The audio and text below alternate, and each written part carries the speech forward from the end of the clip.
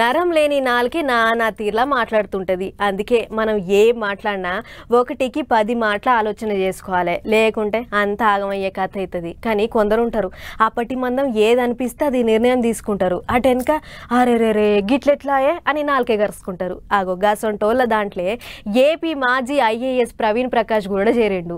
మరి ఇంతకు ఆయన ఏం చేసిండు, ఎందుకు మళ్ళా ఉల్టా మాట మారుస్తుండు అనేది మనం కూడా అరుచుకోవాలి కదా. చలో, 7 ఏళ్ల సర్వీస్ ఇంకా బాకీ ఉండంగానే నడుమంత్రాన వాలంటీర్ రిటైర్మెంట్ తీసుకుండు ఏపీ ఐఏఎస్ ప్రవీణ్ ప్రకాష్. కూటమి సర్కార్ అధికారంలోకి రాగానే సర్కార్ కొలువు చేసిన కాడికి సాలు, నా తావల నేనుంటా అన్నట్లే చేసి కుర్చీలకించి దిగిపోయిండు. కానీ మళ్ళా ఏమైందో ఏమో కానీ ఒకటేసారి రివర్స్ గేరేసిండు. నేను స్వచ్ఛందంగా కుర్చీలకించి దిగిపోవాలని అనుకున్నా గానీ నా నిర్ణయాన్ని వెనకకు తీసుకుంటున్నా. గట్ల చెప్పినప్పుడు నా దిమాకి ఏం పనిచేయలేదు.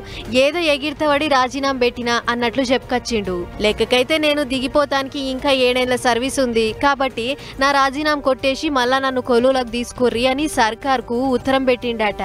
అదిన్న సర్కారు, ఇదేమన్నా మీ అత్తగారిల్లు అనుకున్నావా, ఇది ప్రజాప్రభుత్వం, ఈడ నీ ఇష్టం వచ్చినట్లు చేస్తా అంటే నడవది.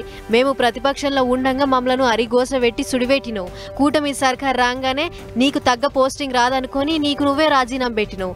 మేమేమన్నా పొమ్మన్నామా అని సొట్లు పెడుతుందట. అంతేకాదు నీ రాజీనామాను ఓకే చేసినావు, మళ్ళా కొలువులకు తీసుకునే ముచ్చటే లేదన్నట్లు చెప్తుందట. పంక పార్టీ అధికారంలో ఉన్నప్పుడు నువ్వు ఆడిందే ఆటయింది, పాడిందే పాటయింది. నీ అసొంటి భజన చేసే అధికారులు మాకొద్దన్నట్లే చేస్తుందట. అట్లయినా కూడా ప్రవీణ్ ప్రకాష్ నేనేదో టెన్షన్లో ఉండి దిమాగ్ పనిచేయక రాజీనామా పెట్టినా, జర నన్ను కొలువులకు తీసుకోవాలి అన్నట్లు కోరుతుండట. అయితే పంక పార్టీ అధికారంలో ఉన్నప్పుడు ఏదో ఒక ముచ్చట ముంగటేసుకొని ఎప్పుడూ వార్తలకు ఎక్కేటోడు.